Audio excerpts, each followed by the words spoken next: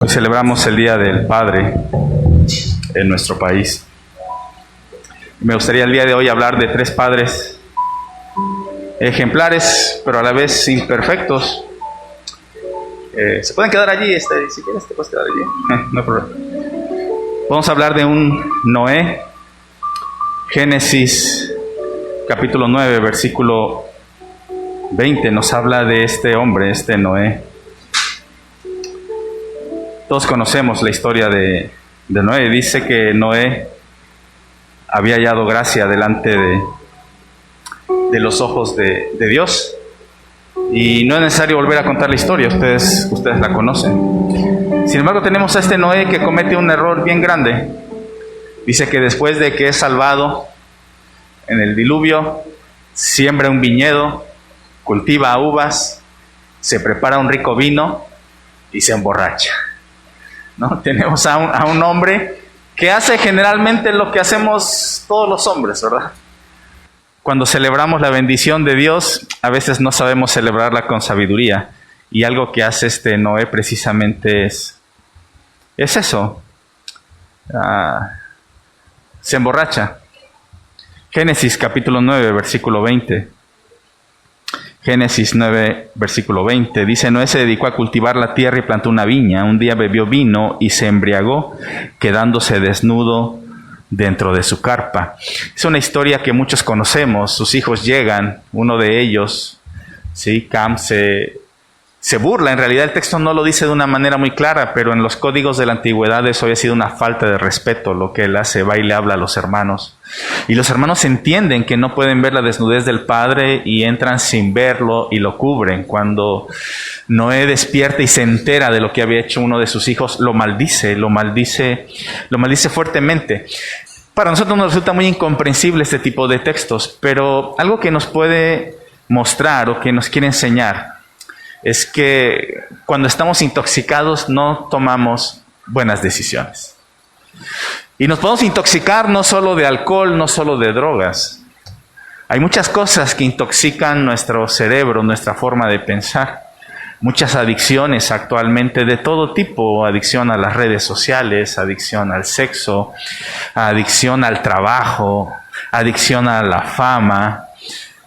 Cuando estamos intoxicados no tomamos buenas decisiones. Y en realidad tenemos a un Noé que, habiendo sido agente de salvación para toda la humanidad, comete un error. Y esto nos muestra también una vez más que aún los que amamos a Dios cometemos errores. Los que amamos a Dios somos de carne y hueso y cometemos errores. Y en este caso el error que comete Noé es un error tan grande que deriva en la maldición de todo un pueblo. Finalmente son los cananeos, los descendientes de Cam, quienes son maldichos o maldecidos por Noé. Y al final toda la familia paga las consecuencias de este acto que podría parecer no tan importante. Y una vez más creo que esto nos muestra a nosotros cómo aquellos actos que podrían parecer no trascendentes, cuando no lo hacemos en la sabiduría de Dios y lo hacemos intoxicados, insisto, por alguna sustancia, quizás intoxicados por la ira, quizás intoxicados por la amargura, intoxicados por un corazón falto de perdón, eso trae maldición a la familia. Así que podemos decir, bueno, pero entonces, ¿qué tiene de ejemplar Noé? En realidad yo creo que tiene mucho de ejemplar. En el capítulo 7, versículo 1 dice: El Señor le dijo a Noé: entra en el arca con toda tu familia, porque tú eres el único hombre justo que he encontrado en esta generación. Y debemos entender algo. Los pocos varones que estamos aquí, la mayoría de las mujeres que estamos aquí. Un error que nosotros cometamos, por más grave que sea ese error, no nos hace necesariamente personas perversas. Sí, Noé cometió un gran error, pero también era un hombre que sabía obedecer. Y obedeció al Señor. Cuando el Señor le dijo: vas a hacer un arca y va a llover, recordemos ustedes, antes no llovía. Y así que Noé tiene que dar un paso de fe, tiene que creer que Dios va a hacer algo que jamás ha visto él, que jamás vieron sus padres, que jamás ha visto ningún ser humano. Y Noé cree y construye un arca.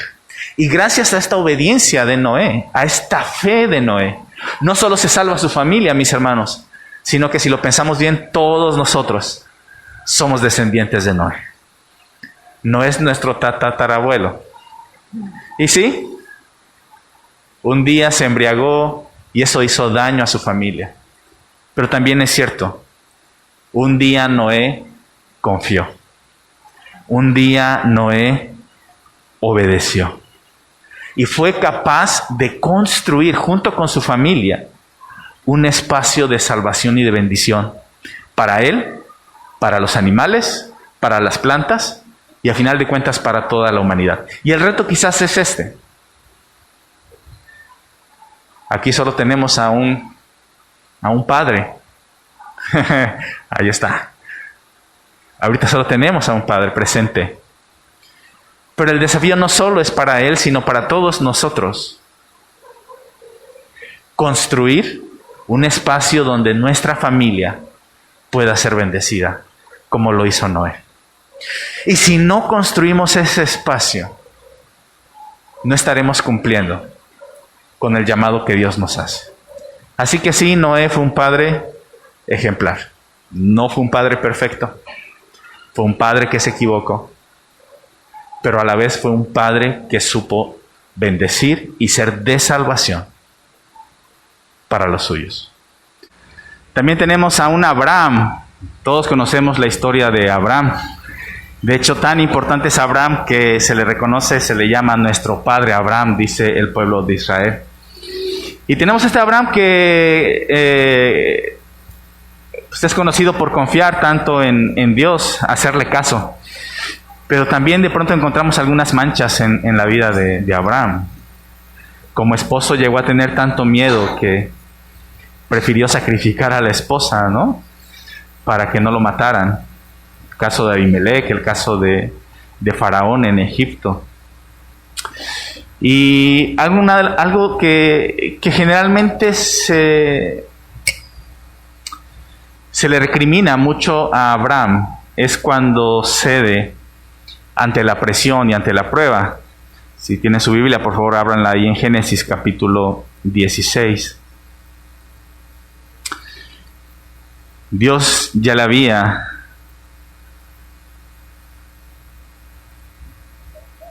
llamado y ya le había hecho una promesa desde el versículo 15, desde el capítulo 15. Le había hecho la promesa de que iba a tener descendencia.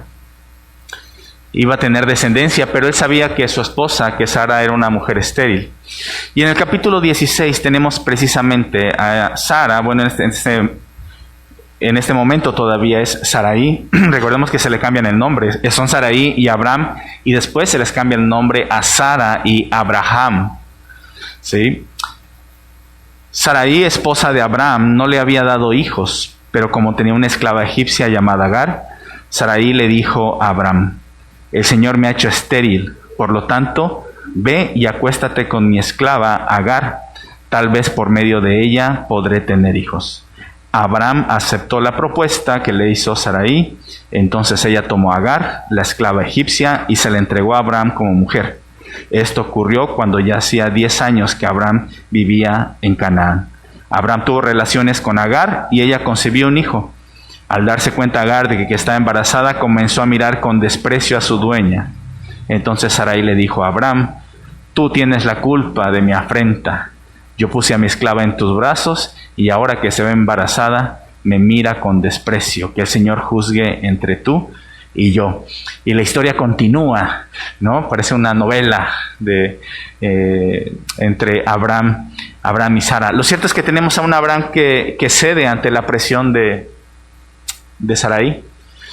Y uno podría cuestionar a Abraham: oye, pues Dios ya te había dicho que ibas a ser padre de naciones. Pero si leemos bien los capítulos anteriores, nos vamos a dar cuenta que Dios no le dice cómo va a hacerlo. Solo le dice: te voy a dar descendencia. Y lo que hace Sara en realidad era algo muy común en la antigüedad. Ahorita no lo podemos entender, no nos cabe en la cabeza que alguien haga eso.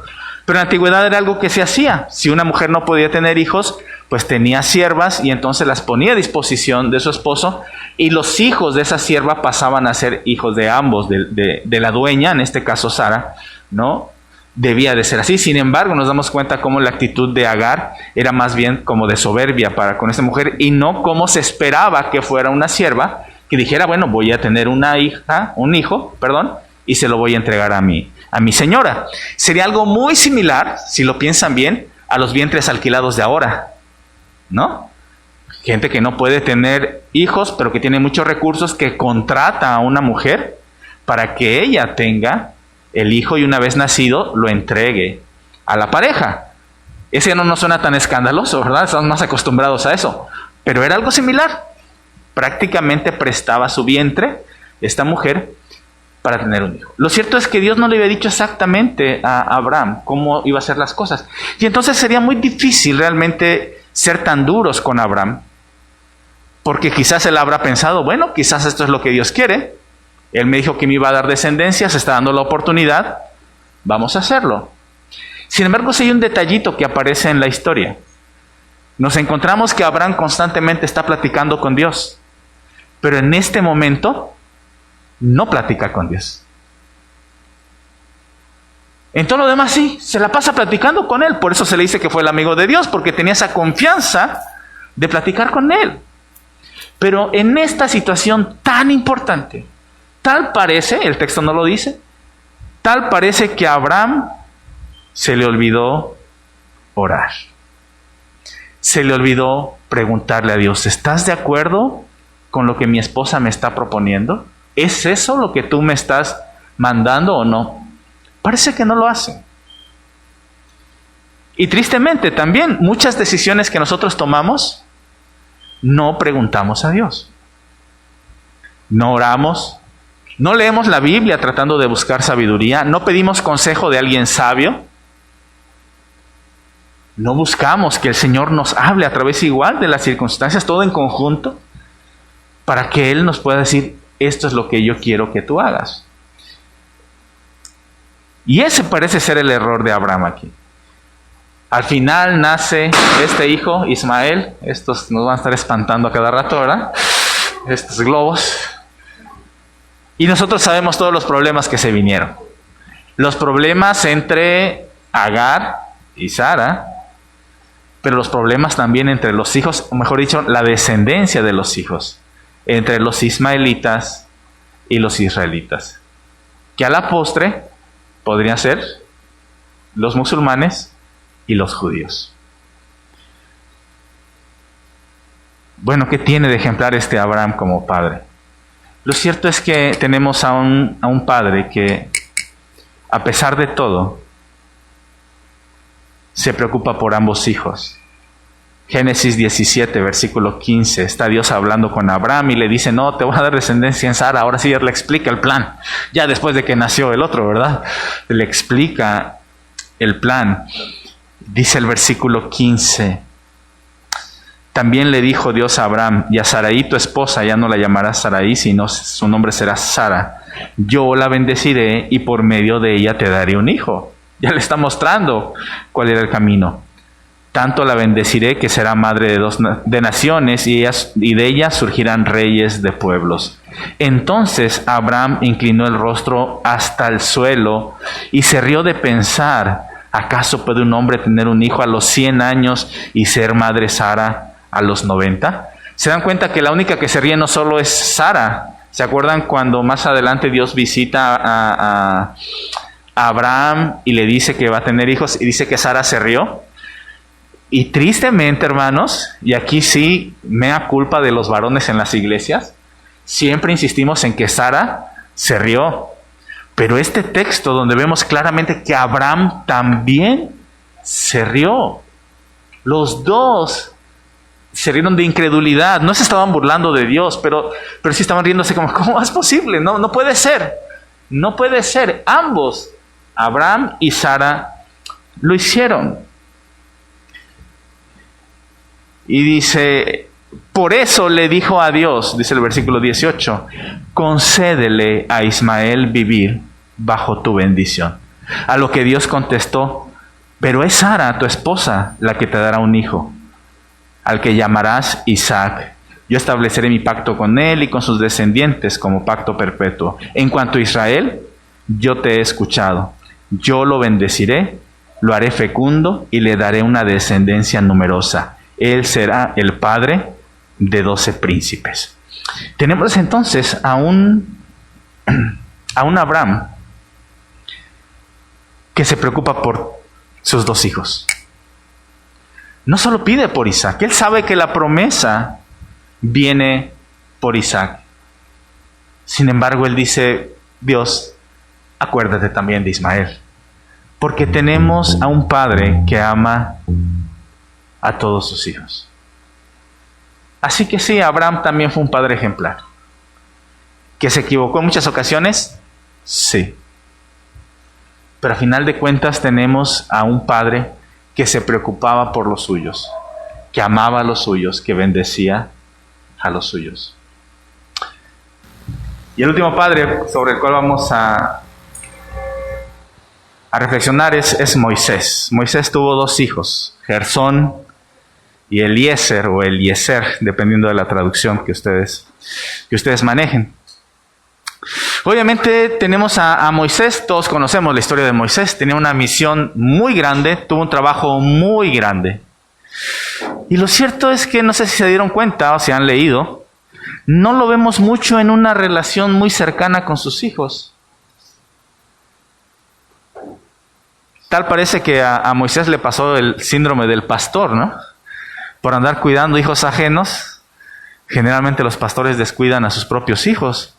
Y eso genera muchos conflictos. La verdad es que hay un porcentaje muy alto de familias pastorales con ese problema. Los hijos crecen molestos, enojados, alejados a veces de su padre, porque pues siempre teniendo tiempo para la congregación, para los niños de otras familias y pocas veces tiempo para los suyos. Tenemos a un Moisés que ciertamente era fiel al Señor, pero lo vemos poco en relación con sus hijos. Y sabemos que hay un error que es el principal de Moisés, y que al final ese error le costó no solo no entrar a la tierra prometida, sino que le costó separarse, si lo piensan bien, de su familia. Dios le dice en una ocasión que le habla a la roca y Moisés no le habla, Moisés golpea a la roca.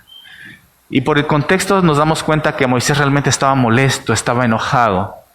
Y quizás estaba ya empezando a mostrar una imagen de Dios que no era la correcta.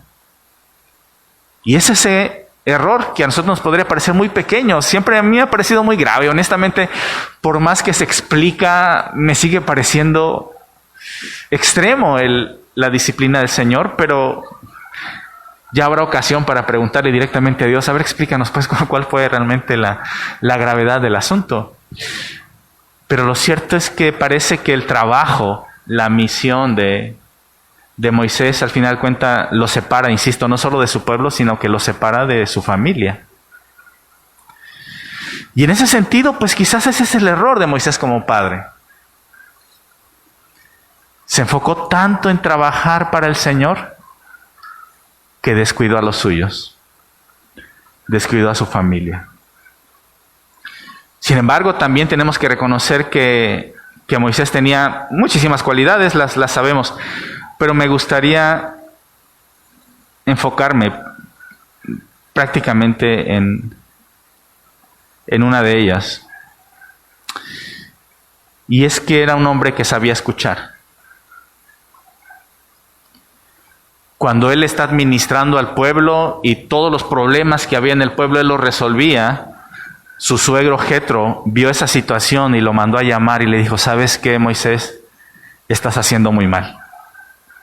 Vas a desfallecer tú y todo el pueblo. No puedes tú hacerte cargo de todo. Tienes que escoger a varones adecuados. Y de hecho, ese texto fue el texto base de la reunión de ayer de los varones. Necesitas encontrar varones adecuados para hacerte cargo de ayudarte en eso y que ellos resuelvan los problemas, y ya solo los problemas difíciles que ellos no puedan resolver, los vas a resolver tú. Eso le dice el suegro a Moisés. ¿Cuál fue la respuesta de Moisés? Estoy de acuerdo. Fue un consejo sabio. Tenemos a un varón que sabe escuchar. Y eso ya es mucho, ¿verdad? Tenemos a un varón que sabe escuchar y que escucha el consejo de su suegro. Y gracias a este consejo, ¿no?, tenemos a un líder que aportó para la vida espiritual de toda una nación y de nosotros también. Y sí, era un hombre con sus limitaciones, con sus temores, con sus fracasos, pero al final de cuentas fue un padre que supo descansar en el poder de Dios. Y al final creo que el reconocimiento de Moisés, eso me parece tan maravilloso, hermanos. Físicamente no pudo entrar en la tierra prometida. Pero te digo una cosa, hay en el texto bíblico un relato donde se nos muestra que efectivamente Moisés se posó en la tierra prometida. Y fue cuando en el monte de la transfiguración está hablando con Jesús. Él y Elías hablando con Jesús en el monte de la transfiguración. No fue como él lo pensaba, pero Dios le permitió la bendición de estar ahí de pie, junto al Mesías, platicando con su Señor cara a cara, en la tierra prometida. Y él está en la tierra prometida ahora. Tenemos pues a un padre, Moisés, que nos enseña eso. Y tenemos que reconocer eso, quizás con muchos padres de nuestra congregación, que a veces se les cuestiona y se les critica. Oye, tú en la iglesia sirves mucho, pero aquí en la casa.